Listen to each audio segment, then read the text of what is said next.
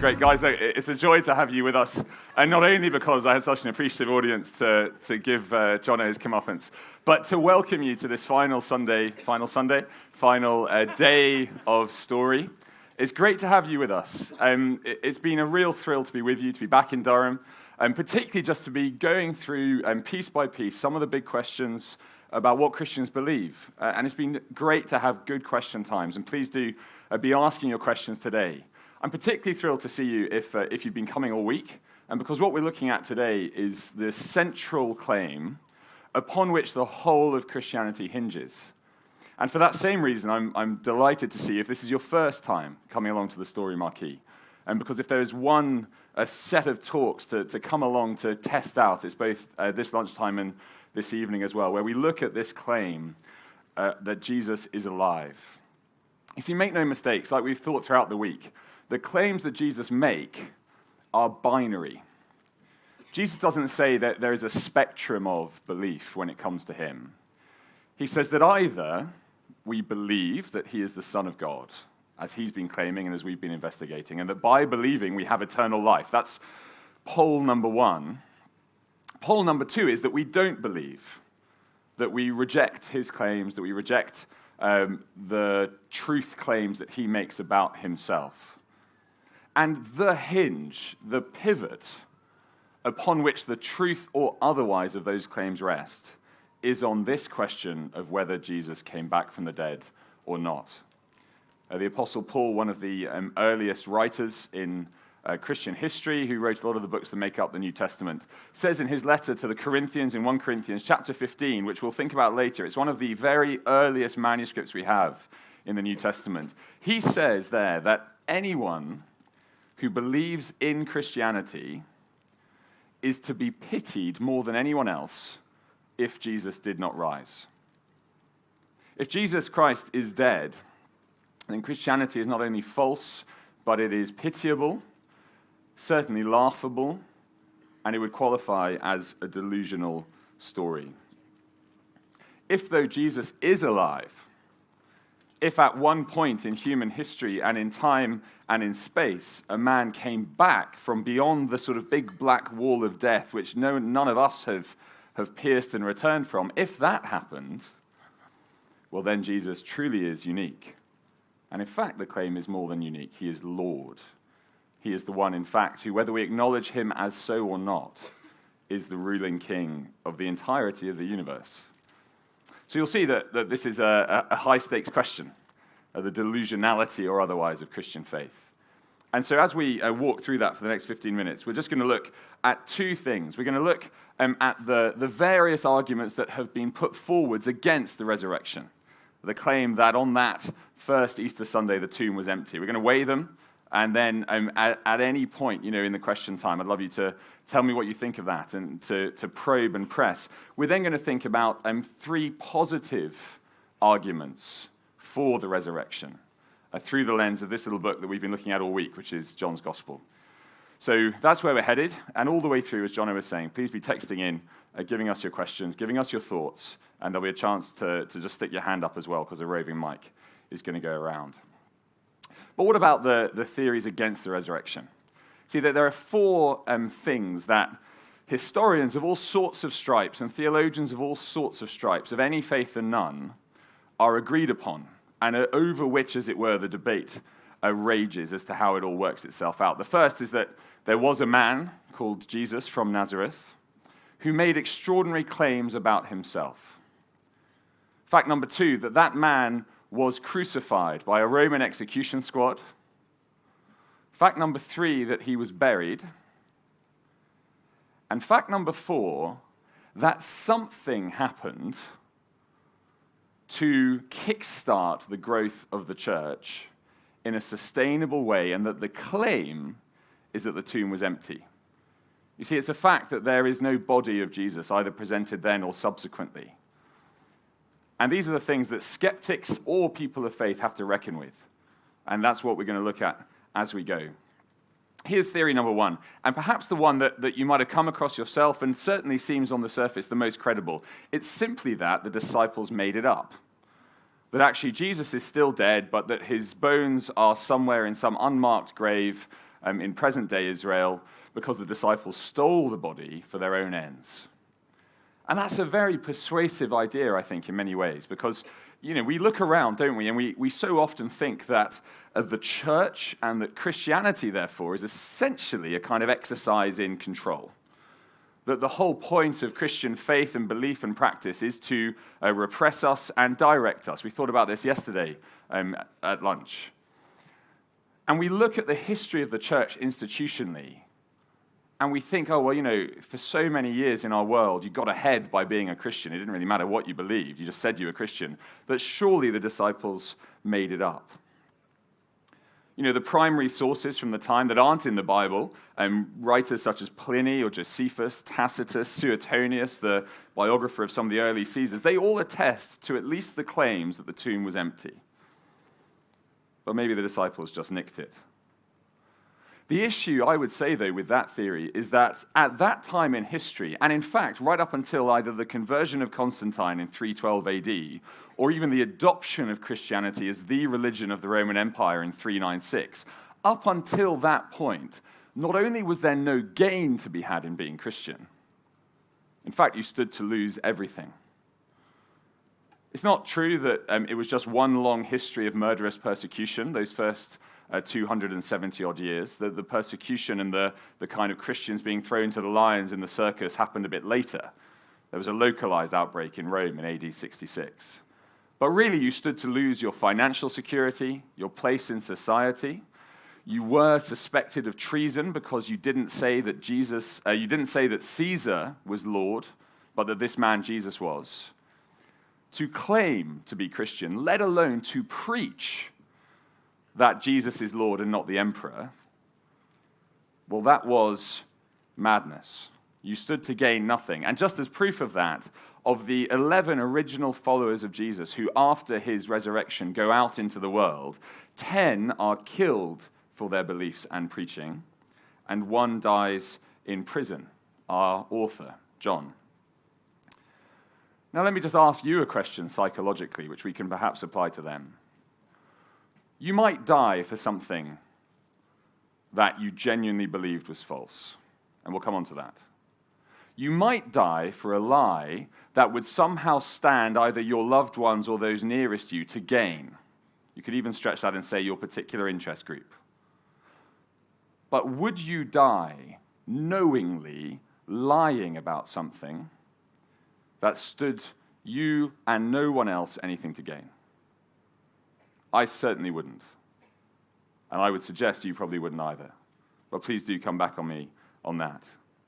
The second theory is that Jesus never really died. This has sometimes been referred to as the swoon theory, that due to his immense physical suffering, which is absolutely undeniable because of what we know about Roman crucifixion, that due to that, he didn't actually die, but he passed into a coma. But because it was in the first century, they didn't know what a coma was, they thought he was dead, and so they buried him. But that he then revived and was able to get out of the tomb. So actually what happened wasn't a resurrection, but a sort of revivification. He just kind of came to his senses.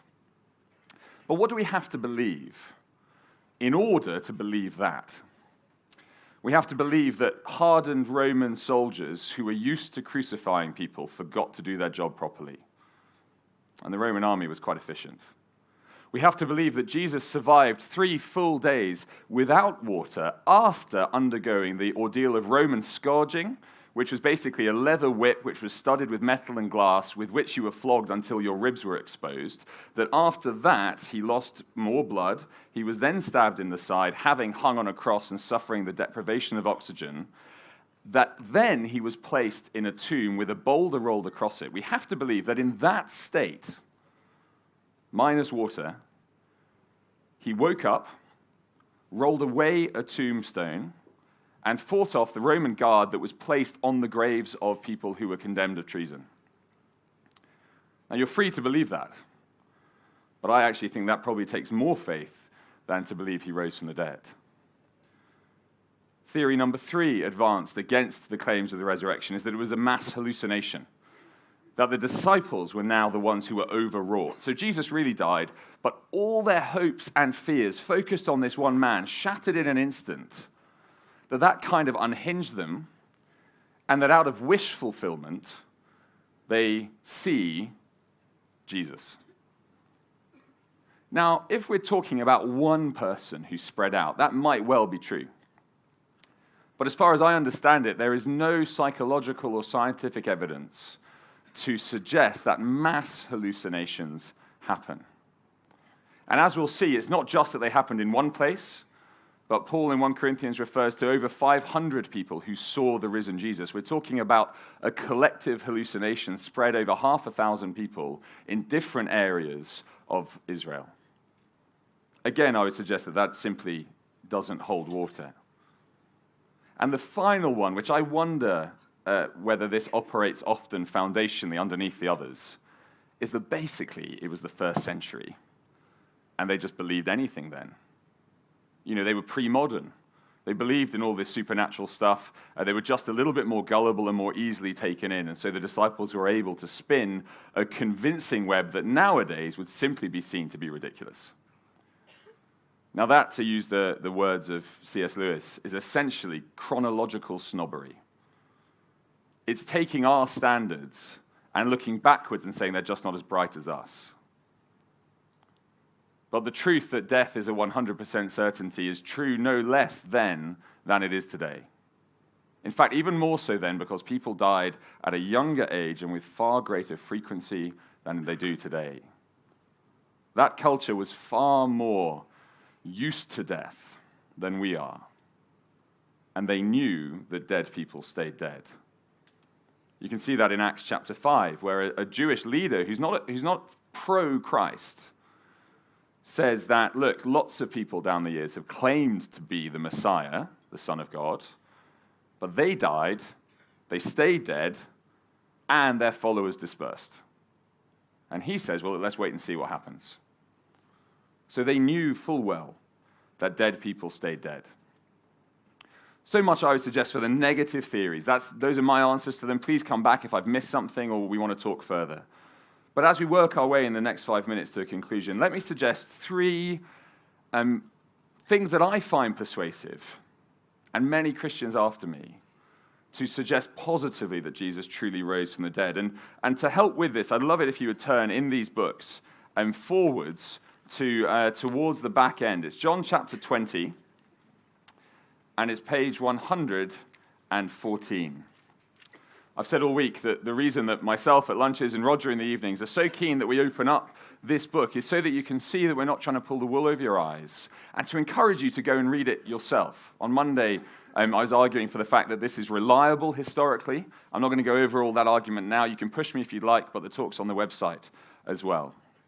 Here we have the account of the resurrection, as seen through the eyes of a range of disciples. And the first thing I want to say, as evidence for the resurrection, is the existence of credible primary historical sources. So many people think and say that there is just no evidence for the claims of Christianity, that there's no evidence for the claims of the resurrection, that it simply is ridiculously unfounded supernatural thinking in spite of the evidence. Now, you're entitled to think that the evidence is rubbish. That's your prerogative to make your own mind up. But we cannot say that there is no evidence. Right in front of you is something that is nothing less than a primary historical document. It's up to you to make of it what you will. There are 3 others, Matthew, Mark, and Luke, writing about Jesus' life. There is, as I've mentioned, the letter of 1 Corinthians, the earliest recorded manuscript that we have. There are numerous other New Testament books, including the book of Acts, that self-consciously presents itself as history, all of them attesting to the resurrection of Jesus and having those claims corroborated by non-Christian, anti-Christian, in the case of Josephus, historians. There is good evidence. And I just want to ask a question. Is it intellectually credible or consistent to deny something without investigating it? And if you're someone who's never looked into the evidence for yourself as a thinking adult, I would really encourage you, grab the friend who brought you, grab one of these, take it away, and go over it together in the next few weeks over coffee. If only so that you know what you're rejecting. There is good evidence, in fact, far more evidence than for any other person in the ancient world. Full stop. It's up to you what you make of that evidence. Second suggestion that suggests, that I think actually proves as we move on, that Jesus is alive, is the explosion of the early church. Something happened, and it's a point made by Dermot McCulloch, the Oxford historian, in his book, A History of Christianity. Something happened to cause this little group, 11 men originally, of uneducated peasants from a backwater of the Roman Empire. Something happened to propel that group across the Mediterranean in sufficient numbers and continuity that come AD 66, 33 years after Jesus' death, there are enough of them in Rome for the Emperor Nero to blame them for the Great Fire of Rome. That is an explosion of a particular set of teachings and beliefs in the face of persecution that has to be accounted for. And I would suggest, given the losses that they incurred, both societally and to their own lives, the only thing that can account for that is that they met with the risen Jesus whom they worshipped as God. And if that's not the answer, then what is? Genuine question. I'd love to hear from you. Thirdly, and flowing out of that, is something that I'm indebted to N.T. Wright for. He was the Bishop of Durham here. He now lectures up in St. Andrews, where I help serve a church. And he wrote a massive book called The Resurrection and the Victory of the Son of God. Now, he has done an awful lot of work. I mean, generally, the book's like that. A lot of work on the ancient Near East and the various philosophies that were around at the time. What you have in the resurrection, which is the foundational belief of the early Christians, that Jesus Christ came back from the dead, is now in heaven at the right hand of God, and is present tense the ruler of all. That is a worldview that is not only distinct from, but utterly alien and contradictory to any other worldview at the time. Put simply, the prevailing worldviews were either Greco-Roman, finding their intellectual heart in Athens and in Rome, or Hebrew, Judaic, finding their source in Jerusalem. To Jews, there were two schools of thought. Some Jews didn't believe in the resurrection at all, but they were a very small group. They were called the Sadducees. We meet them in the Gospels. The second group, the majority, believed that people would come back from the dead, but that they would come back from the dead all together at the end of time when God's Messiah, the rescuer, came. It was a corporate resurrection.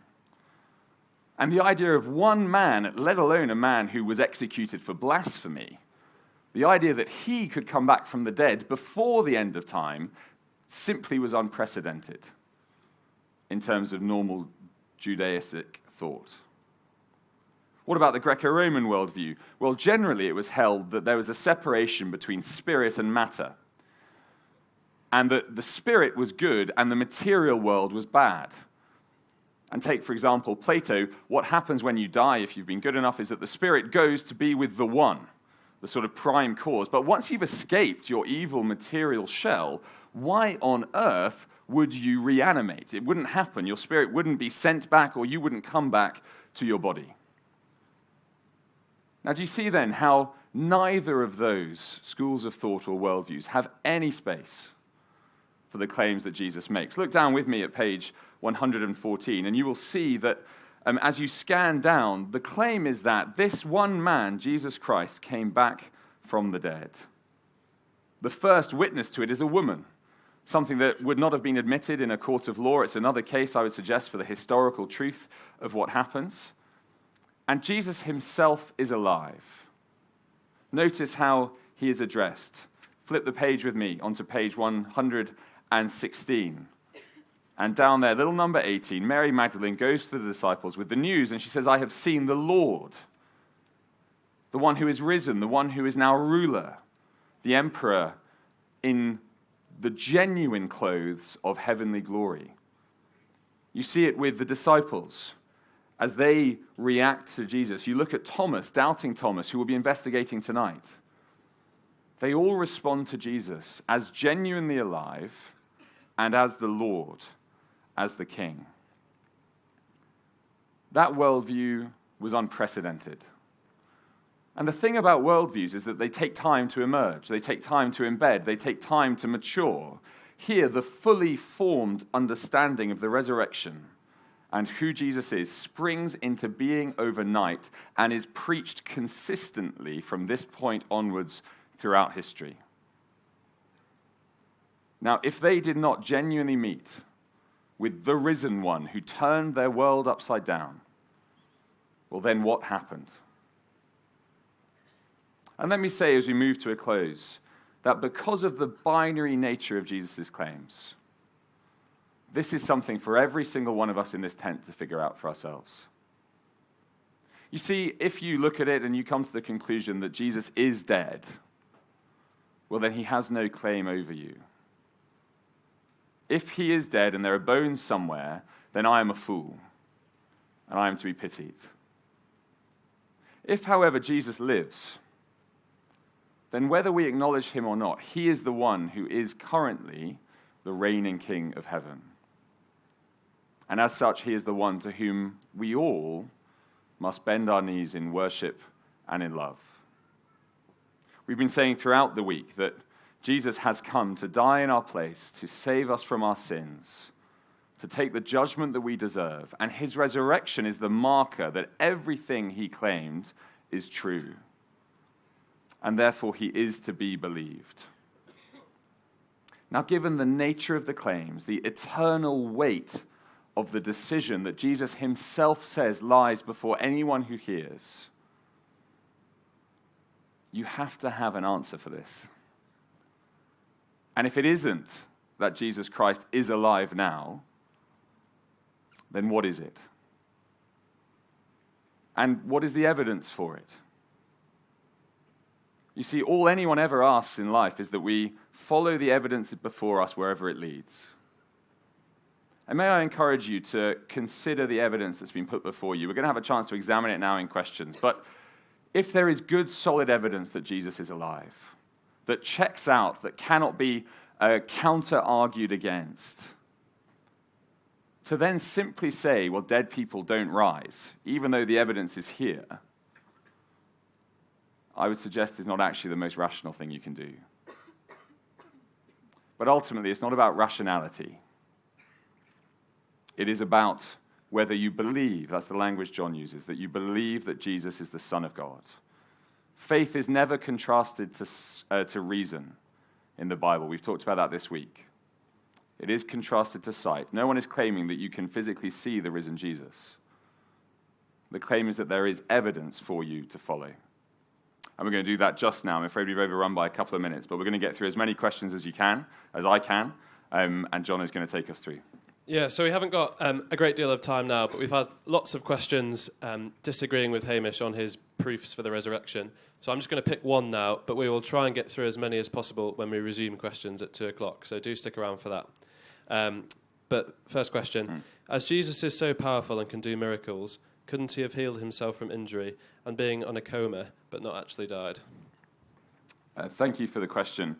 If you were to read this gospel for yourself, and whoever you are, I'd encourage you to do so, you will see from the very first word that yes, Jesus is presented as divine, but he is presented as the Son of God who has become fully man. And as such, he is a man like us. He is a human like you or I, whether we're male or female. He bleeds, he weeps, he mourns, he laughs. If he's cut, he has to scab over and heal properly. And that in him flows the same blood within the same flesh that you and I have. There aren't special rules for Jesus. It's why he could die. And actually, we learn in this book that he has to die if the punishment for sin is to be taken. So no, he couldn't have simply healed himself because he had willingly, for us, out of love, become human like us, while fully divine, so that we ourselves might live. Thank you, though, for the question. It's a short answer. Do we want to go to the mic, if that is you? And yes, over there, down in the side. Phoebe's going to have to scamper about. Okay. Just that claim, though, isn't it contradictory to say he's both fully divine and yet human, considering he goes around touching people, healing them from all different things. That clearly is not human. I can't go around and touch someone who's blind or dead, raise them from the dead or make them unblind. That is not human. That would be something beyond human. So the claim, it wasn't my question, but the claim about him being able to heal himself, it seems legitimate if he can heal other people. Just saying that he's made himself human and can bleed, mourn. He isn't, though, on the proof that's in the Bible. He isn't human on the same level as we are. Certainly, there is more to him than mere humanity. And all I was doing there was laying out what the Bible itself says, that he is both fully God and fully man. And you can see it on page 4 of this in John chapter 1. That's what's expressed there. Now, exactly how that works out is one of the things that theologians have puzzled over and investigated since the very earliest days of the church. And I can't offer a fully kind of 100% comprehensive answer to that. The one thing I would say, beyond mere assertion, is that Jesus is always shown in the biblical documents to use his power for the good of others. He never once uses it for himself. And the whole arc of Jesus' life is of humbling himself for the sake not only of his friends, but even people who would nail him to a cross. And so whatever power he has within him, and however that exactly meshes with his 100% humanity, is always expressed humbly and outwards to others, because he has come exclusively for others. And out of expression of that other person-centered love that leads him to a cross, he doesn't act ever like that. Even when he could, even when he was hungry, he refuses to turn a stone into bread, because actually he needs to obey his Father and love those around him. Now that might feel like a whole load of assertions. It's simply, as I understand it, what the Bible is saying. And I'd urge yourself or anyone to come and chew that over with a Bible open, maybe with a friend, maybe with myself, whoever it might be. Thank you, though. No, I'm really sorry we've got loads and loads of texts in, but we've only got time for one more question now. But as I said before, please do stick around from 2 o'clock for more questions. But in a minute, Hamish, if the claims of the Bible are true, why do so many intelligent people reject them? Why is everyone not a Christian? Yeah, because the way it can be presented, isn't it, that, well, of course, it's just a reasonable choice. Jesus himself is met with a lot of rejection. It's not just see and believe. As we'll see tonight, actually, it's not just see and believe. Ultimately, the reason that Jesus himself gives for rejecting him, and it can be found in John chapter 3, is very simply that we don't want to believe. You see, if Jesus is Lord, if he is risen, then his claims upon me go all the way down, not just to my mind, but into my heart and out to the very tips of my fingers in the way I act and the tip of my tongue in the way I speak. Now, we've been talking a lot this week about sin, the idea that we have turned ourselves away from God to be rulers of our own lives. Now, when the true Lord comes in Jesus and displays his lordship for all to see in his resurrection, then there is only one of two responses for a little self-lord like myself. I either take my crown off and lay it at his feet and trust him. Well, that is costly. We thought about that on Tuesday and yesterday. But I naturally don't want to do that. And so I retain the crown for myself and I ignore the claims of Jesus, not because they are unreasonable, but simply because I do not want them to be true, because I want to keep on going my own way. Now that, I know, is a blunt thing to say, and I would love it if you could stay for our extended question time to keep pushing us. We want to honor the commitment for you guys to get away to your lectures. But please do stick around if you can, and keep this discussion going, because I'd love to keep on going and exploring that with you. Yeah, thanks, Hamish. Let me just point to a couple of things before some of you go. Firstly, those Connect cards, which I mentioned earlier, please do fill them in, even if it's just a recommended pun for me to use. And there's a box at the back where they'll be collected just by the door, so pop them in there as you go out. Also, the John's Gospels on your tables, they're free from the Christian Union, so please do take them away, give them a read, and investigate what Hamish has been talking about. Also, as we've said, please do stick around for questions, and there will be coffee afterwards for you to come and grab Hamish or talk to anyone in a grey jumper who would love to do that. Can I also just very briefly point to our final event of this week, which is this evening. We'll be interviewing Jake Farr. Jake, can you just stand up so everyone can see you?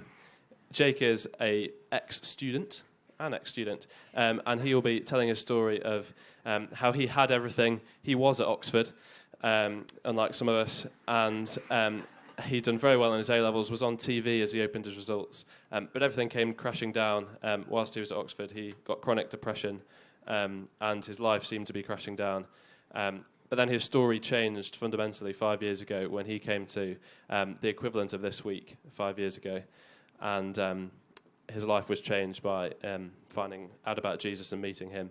So do come tonight at 7:30 here to hear his story of how his life was changed and to hear a story of how life was changed 2,000 years ago in the Bible. So do come for that, and also enjoy wine and canapes and ale. So it'd be great to see you there. Please do stick around for questions, but that's the end of our formal time now. Thanks for coming. Hello again. It's great to see so many of you have stayed for more questions. Do continue to text questions in and be ready to put your hand up to ask questions from the floor or come back on anything. But we're going to start with some more questions now. So Hamish, first question. What is your take on people whose hearts have stopped in surgery, so have medically died, but restarted after several minutes? Have they been resurrected? Is Jesus the only person to be brought back from the dead? Yeah, thank you for the question. Honestly, my field of expertise is history and theology, and so I feel very ill-equipped to comment on that. As far as I would understand it, the fact that the heart has stopped for a while doesn't actually make you clinically dead. Genuinely I imagine, so please correct me if I'm wrong, that it's not only heart but other vital signs that have to have been stopped for a certain period of time. I mean, it's interesting that in John's Gospel, while modern medicine is radically different to how it was then, and if you want to be really bored, come and talk to me about that, because when I was a history teacher, I actually had to teach a GCSE course on the history of medicine. Did anyone do that at GCSE? I pity you. Well done for hopefully remaining vaguely sane. But what we see, even though John is not a doctor, even though he's not setting out to write medical details, does record something that is striking in terms of its correspondence with modern medicine. And this impacts our question because it also touches on what we basically do with evidence in front of us. If you were to turn to page 112, feel free to, or to do it later, you see that this line is used. The Roman soldiers come up to Jesus. They want to accelerate the process of death because it would be very poor form, according to Jewish rituals, to have any dead bodies out on the Passover. What you normally did as a Roman was you broke the legs of the person being crucified, because what that did is it stopped them from taking any weight on their legs, and as they collapsed, the weight on their lungs would cause them to die from asphyxiation. They come to Jesus, but we're told that they did not break his legs because he was already dead, verse 33. Now, your question might be saying, well, maybe he wasn't. Maybe he was still alive. Verse 34, instead, one of the soldiers pierced Jesus' side with a spear, bringing a sudden flow of blood and water. The man who saw it has given testimony, and his testimony is true. Now, what that indicates is that within Jesus' own body, up here near the heart, the blood and the fluids had begun the process of separation. In fact, they were already separated. Now, that's a detail that only really became significant many hundreds of years later in medicine.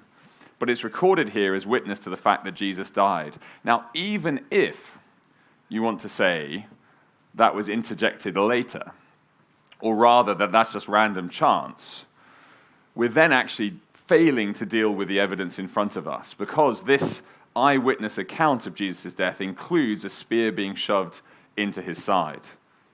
Now, all of us must work to figure out the evidence for ourselves, but we need to treat the evidence kind of on its own terms as we assess it.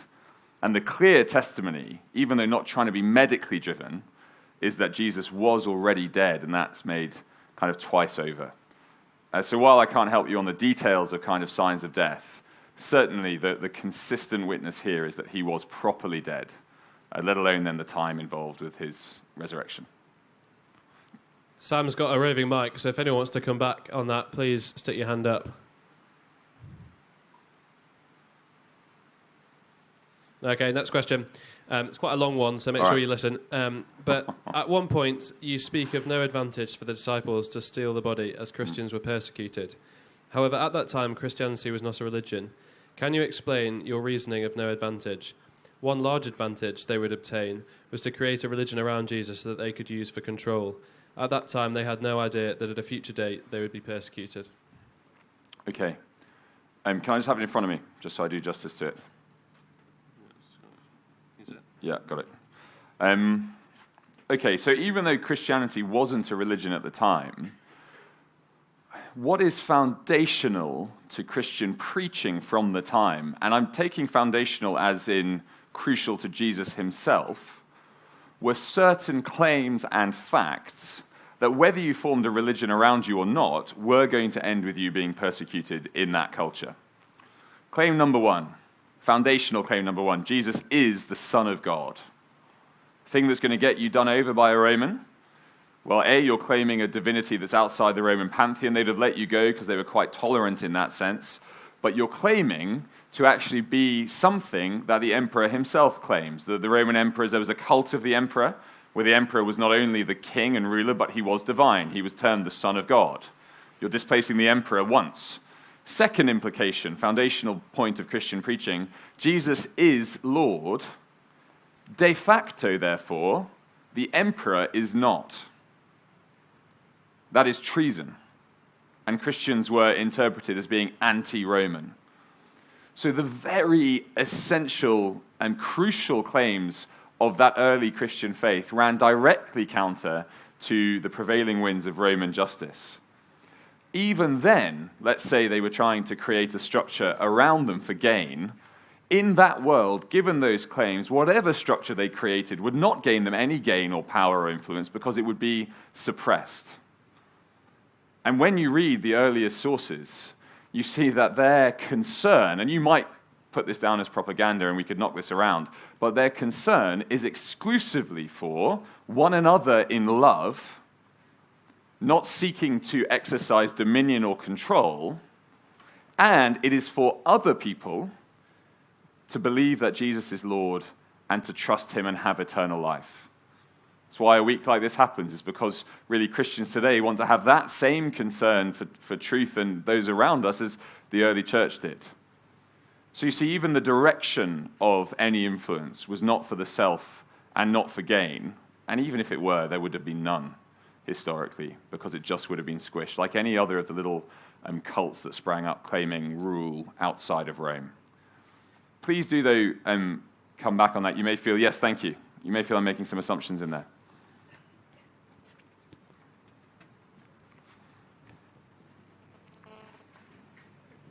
Hello. Hello.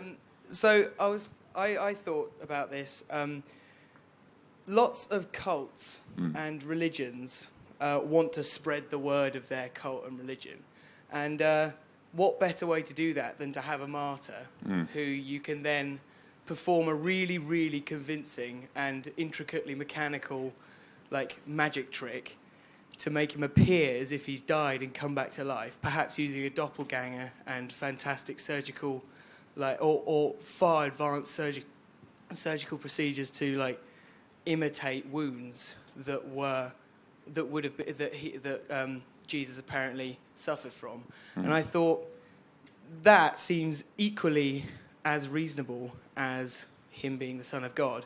So, because there's some magic tricks nowadays, for instance, they only the person who has made them could possibly ever understand the mechanics behind them. And I just thought it was a reasonable point to suggest that it might be that, and that these people did genuinely believe, the disciples did believe that Jesus was the Son of God, or they believed that God existed, and they thought, let's create the Son of God, let's say this is the Son of God, so that everyone can finally believe us and they'll finally see what we mean.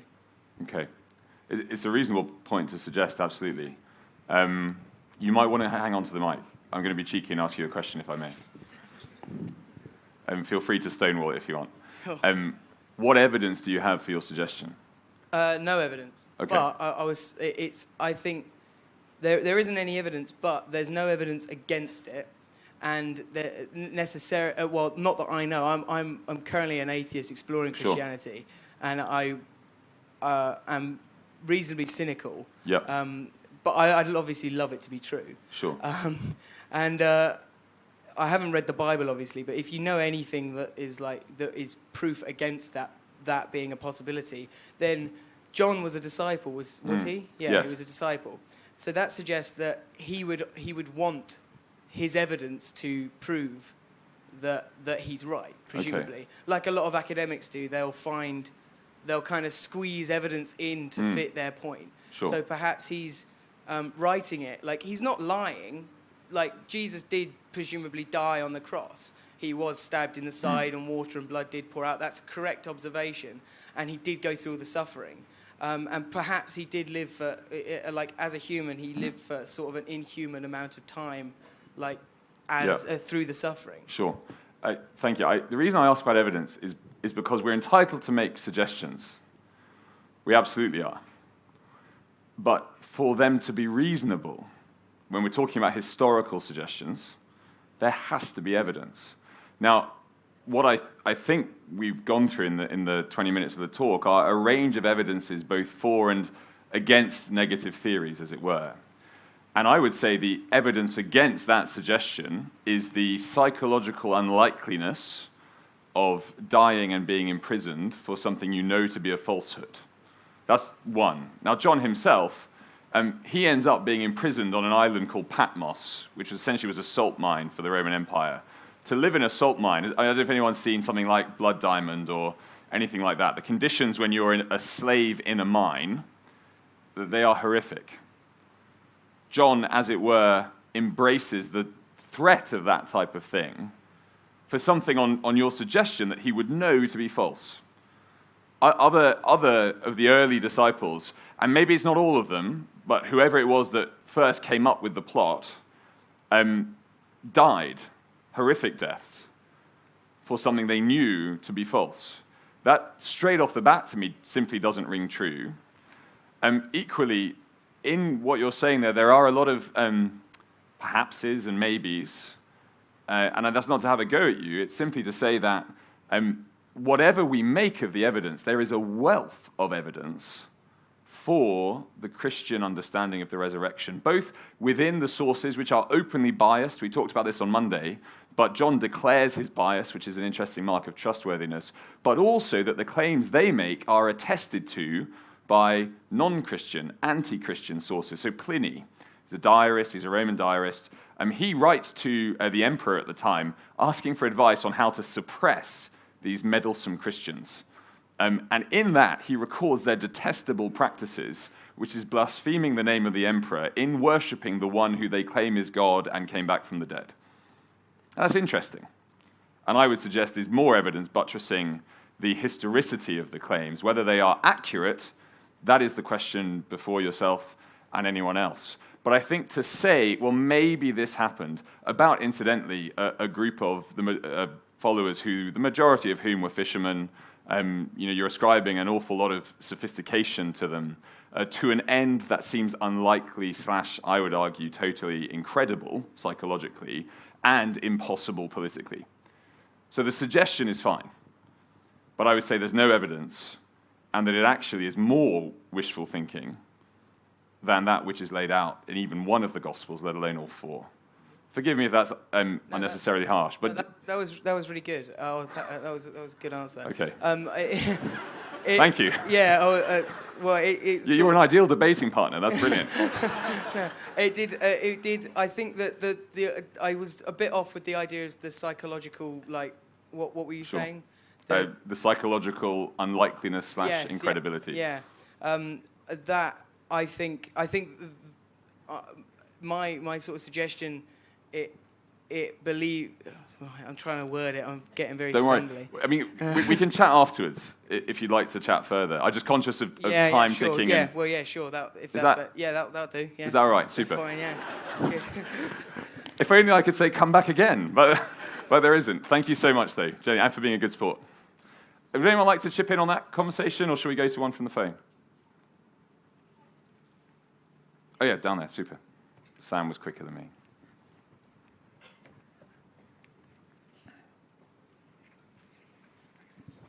Hello. Okay, we're good. Yep, we're there. So you just insinuated that the Gospel of John, written by a disciple called John who knew Jesus. That isn't strictly true, is it? Yes, I think it is. I'm genuinely not seeking to lie to you. Go on. Okay. Explain what you mean. So I just thought it was written much later by someone who hadn't actually met Jesus. Okay. And the dating of it. That's just something to look up, really. It is, absolutely. Do check it out. And, like any New Testament document, there are differences over questions about dating and authorship. Some are less contested than others. Certainly, there is good evidence, both internally and externally, for the early dating of John. Others would ascribe to it a far later date and would say that it emerges from within what's often referred to as the Johannine community, and that it's written as a kind of anti-Peter document. And that really is for anyone who's interested in that to make sense of. I'm not seeking to mislead, because there are genuinely good academic sources who would say that this is a credible interpretation, as in of the dating and the authorship. And it's one that has stood the test of time. This was seen as part of the early church scriptures. And in lists of the New Testament canon from even the early 2nd century, John is there. Now, to say that it's a later document presupposes that those canonical lists are also a fabrication. They might have been. And by all means, go and do the hard yards on that. But there's absolutely no desire to deceive. I think that's a fair point that John wrote it. Thank you, though. Okay. I have a question. Can I ask that now? Please do. Not. Yeah. No, go for it. Yeah. Okay. Well, the one thing with your theory number 3 bit. Yes. What was that one again? The explosion of a utterly alien worldview. Okay.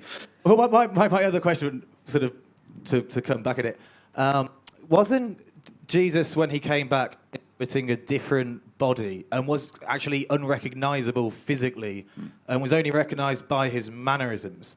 So for me, that makes the idea that it was a sort of psychological wish fulfillment a lot more credible than this idea, given in mind that it didn't look anything like Jesus looked 3 days previously. Sure. Again, on that, I would really encourage yourself or anyone to make the sense of the biblical data in front of you yourself. Ultimately, my reading of it as you read through John 20 is that Jesus is physically recognizable, but that people are in some fashion, and maybe it's through psychological distress, or maybe it is through, given we're talking about something here that is explicitly supernatural, through some sort of supernatural means, they are unable to recognize him. So if you look at page 116, page 116, it's exactly what you say. Mary doesn't recognize Jesus, and maybe her mind is disordered by grief. Maybe she is kept from recognizing him. It is when, at the top of page 116, Jesus said to her, Mary, that she turned toward him and cried out in Aramaic, Rabboni, which means teacher. Later on in the Gospel, the very final chapter where Peter meets with Jesus and is reinstated after his denial of Jesus and his betrayal of Jesus, well, he's portrayed as recognizing Jesus. So there's something mysterious going on, absolutely no denial. There is no way to either attempt to or succeed in me making the resurrection anything other than supernatural. It is just the claim that something supernatural happened in human history. Quite where we land on what's going on there is up to us to read for ourselves and make sense of. In terms of making it a hallucination credible, again, I simply from the reading I have done have not only seen no evidence of mass hallucinations, I've seen plenty of evidence that hallucinations are individual and time-specific and geographically located. They are rarely, if ever, I would say never, in fact, in a group across a widespread set of geographical locations at differing points of time. They tend to be clustered in one person due to the particular trauma or whatever they're going through. And so whatever we make of the appearance of Jesus, we then still have to reckon with whether a mass hallucination even happens, So we might say that it did happen that one point in history, there and then, and never since. But that would be to appeal to a standard of evidence that itself doesn't seem particularly watertight. Okay, thanks. All right, super. Look, please do come and chat. Like always, a lot of these answers, we're not always going to drain the sort of satisfactory life out of it, so please do come and chew it over with me afterwards. I'm not rushing off. Should we go to one from the phone? Yeah, sure. So, Hamish, hypothetically, in capital letters, Okay. if when you die it turns out that heaven doesn't exist and instead it's just a big sleep, would you have any regrets? I'd be asleep, I think. So, so I don't mean to be flippant, sorry. Genuinely, I guess I wouldn't know, honestly, on the premise of the question.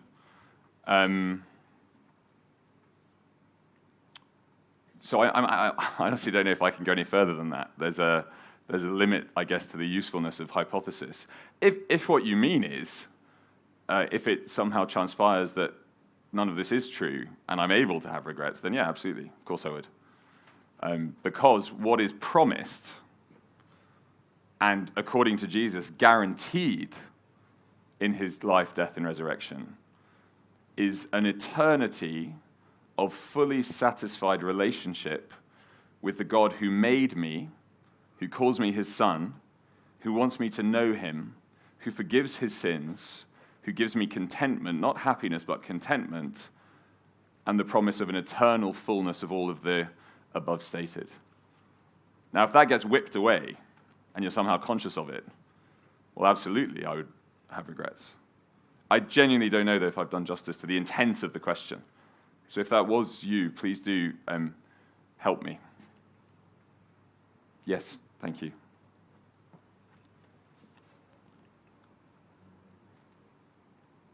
So I didn't ask the question. Okay. But equally, I would think that as a person of faith or of no faith, surely it's your journey and how you get there. And if you are a Christian and you have lived your life according to a doctrine that you genuinely believe has helped you thrive and have good relationships, then if it turned out all to be false, it would be sad. But equally, you've lived the most fulfilled life that you could, and ultimately, isn't that just as important?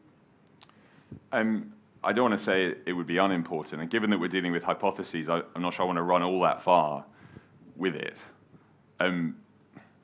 But no, it still would be disappointing because I can settle for a meal that is adequate, say. That's fine. But if what is promised is a banquet that surpasses anything one can have, then adequacy doesn't match up. Take this out then to satisfaction that is infinite, of a duration that is infinite, in relationship with a God who is infinite and whose love is infinite. Well, then anything less than that is shattering. This is either of the utmost importance or it is of none. Jesus either is who he claims to be or he is not.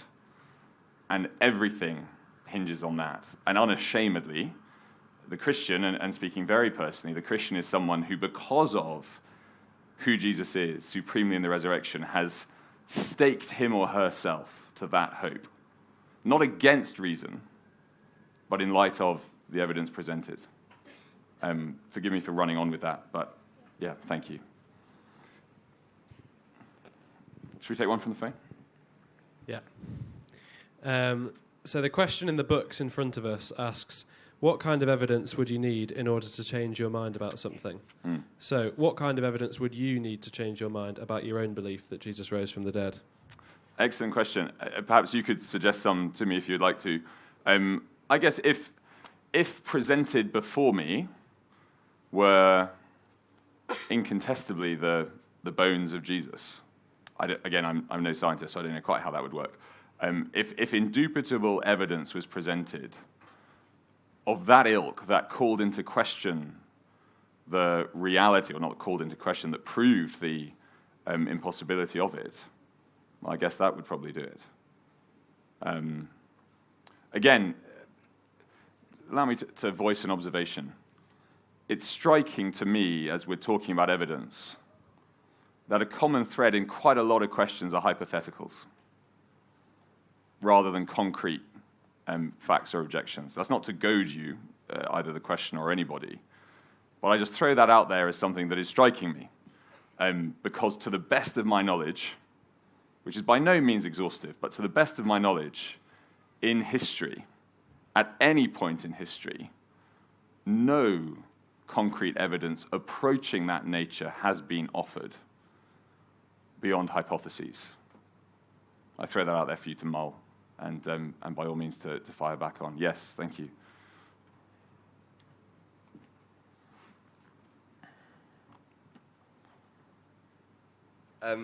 Just on that point of evidence, Yeah. and there's nothing to say that it's to the contrary. Yeah. Isn't that a bit unfair in that Christianity had a sort of a century or two head start on everyone else in an illiterate society at the time?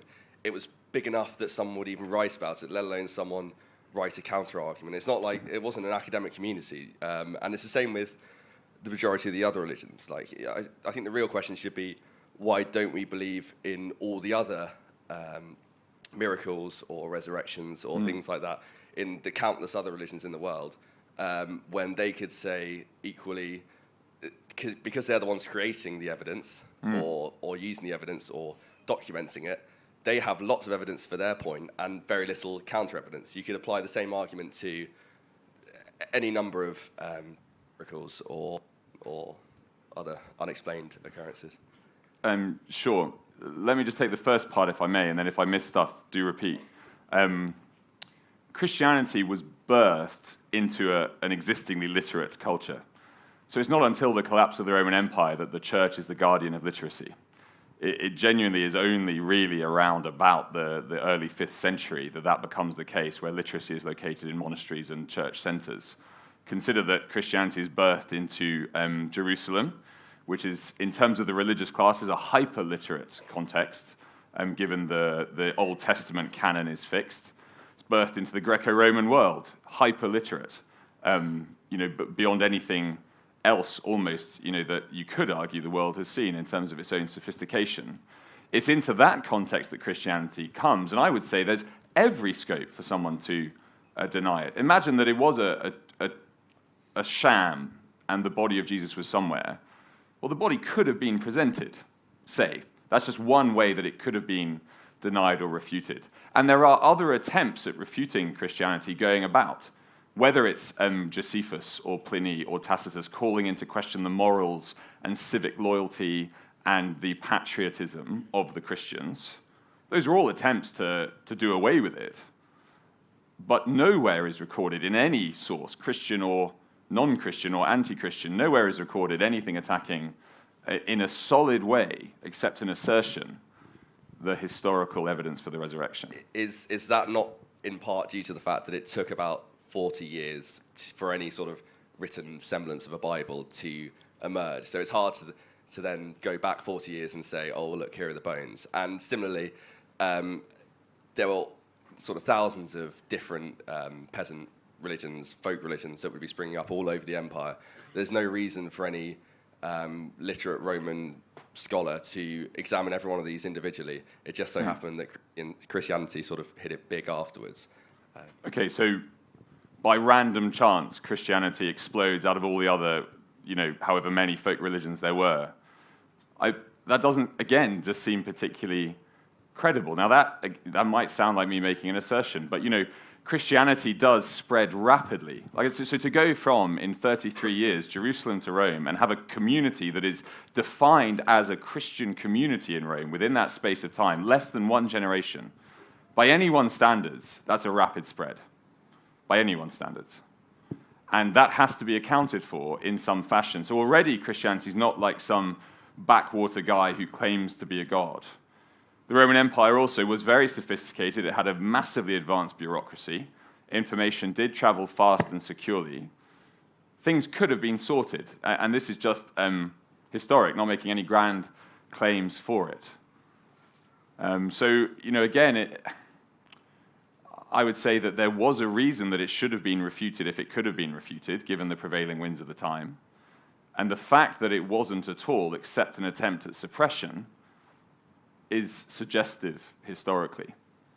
I guess, just seeking to do history on the resurrection is partly the plea. It's absolutely right that Christians such as myself or the CU here putting on a week like this bears the burden of proof. I totally get that the claims of Christ are so far-reaching and binary that demands a high standard of evidence. But would you say, I'm not trying to press you to answer, would we corporately say that to be intellectually credible and fair, we must not apply a sort of totally unsustainable standard of evidence on it beyond anything we would use anywhere else? I guess I'm simply saying we treat these sensibly as sources and then follow the evidence where it leads. Yeah, thank you very much. And if I may, can I go back to the second part of my first question was that... Please do. Have you done... Is basically Christianity got better evidence than all the other world religions? Is that why you believe in it? Is it a rational decision having looked at... Because lots of Islamic scholars would fully argue that Muhammad, everything he did was correct, and et cetera, et cetera, et cetera. Sure.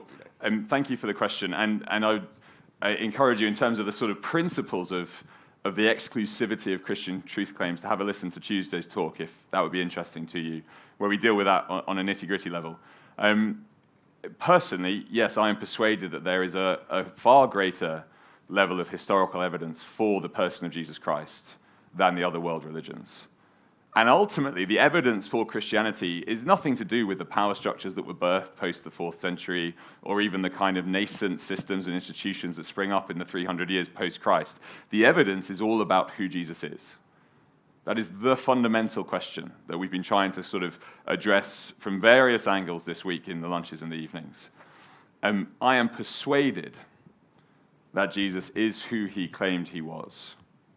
The divine Son of God who bears the sins of the world, mine if I would trust him, and who is alive. And that there are good reasons for that. Faith, in this book, we'll see this tonight in chapter 20, and in other books of the Bible, is always contrasted to sight and never to reason. It would be crazy for the Christian claim that God made us as whole people who are called to love the Lord their God with all their heart, soul, mind, and strength, to enter into that belief by essentially switching off our minds and just deciding against the evidence. That's not the claim or the call anywhere. In terms of specifically other religions, again, I would encourage you to go and investigate it. I said in the question time on Tuesday that I myself, as perhaps an annoying 13-year-old, thought that it would be a good idea to weigh up the claims of Islam and Judaism against Christianity. I was raised in a Christian home. My mum was a believer. My dad wasn't at the time. And I felt that would be a sensible thing to do because the widespread nature and depth, like you yourself said, of belief in other belief systems is there. It's a fact, and it has to be addressed. They make mutually exclusive claims, and again, it's worth asking, well, okay, what is the historic evidence for the words that we have in the Quran, for the nature of the Quran, for, I guess if you were to investigate Judaism, it's the evidence against Jesus being the Messiah, because if he is, then he is the fulfillment of Judaism, and so on and so forth. It's worth doing the hard yards. Right. Thanks, Hamish. We've had so many more questions which we haven't been able to answer. Sure. But we're going to ask one more question. So, Hamish, you asserted at the end of your talk that Jesus being raised from the dead automatically made him Lord. Why is that the case? Yeah, thank you for the question. Death is final. On Wednesday, we explored in quite a lot of detail, I guess, the pain of suffering. And all human suffering is the sort of, as it were, foreshadow of our mortality. And all men die. Think of any great man or woman in history, and it just doesn't matter the scale of their power or the beauty of their rhetoric or the depth of their intelligence or the elegance of their wit. It simply doesn't matter who you are when your time comes. It's the great leveler. Absolutely. The final enemy, as so many thought systems and beliefs would say.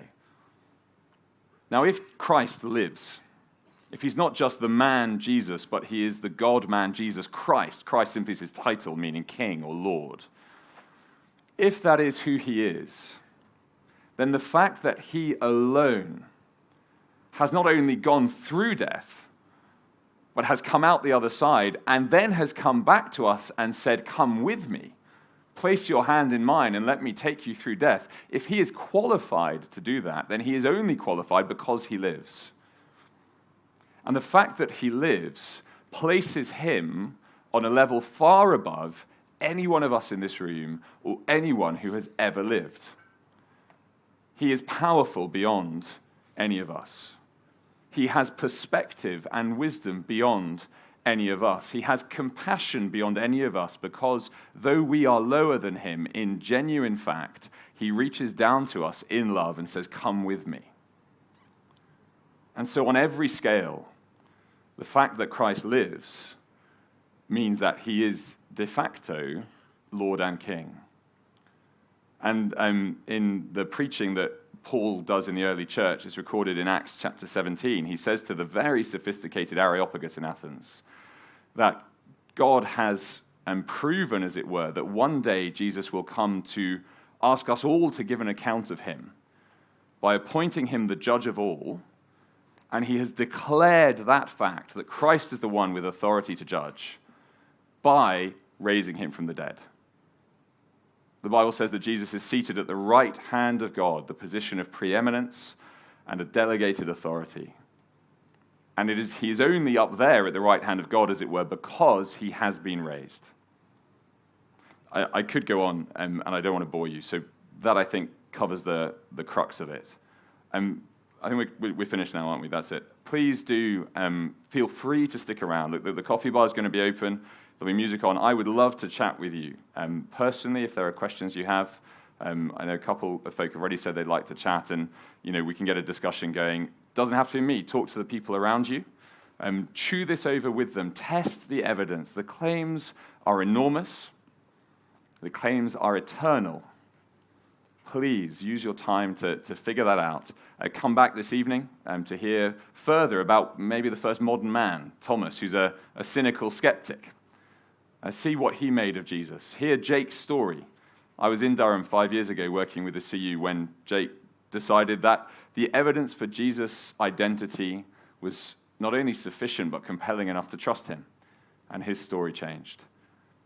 So please, whoever you are, however your skepticism is working, be skeptical of your skepticism. Probe it, prod it, challenge yourself, because if Jesus really is the Lord, then he's the one whom you must follow. Thank you so much for listening so patiently, not only today but throughout the week. It's been a privilege to meet you, and I hope to chat further with some of you now. Thanks very much.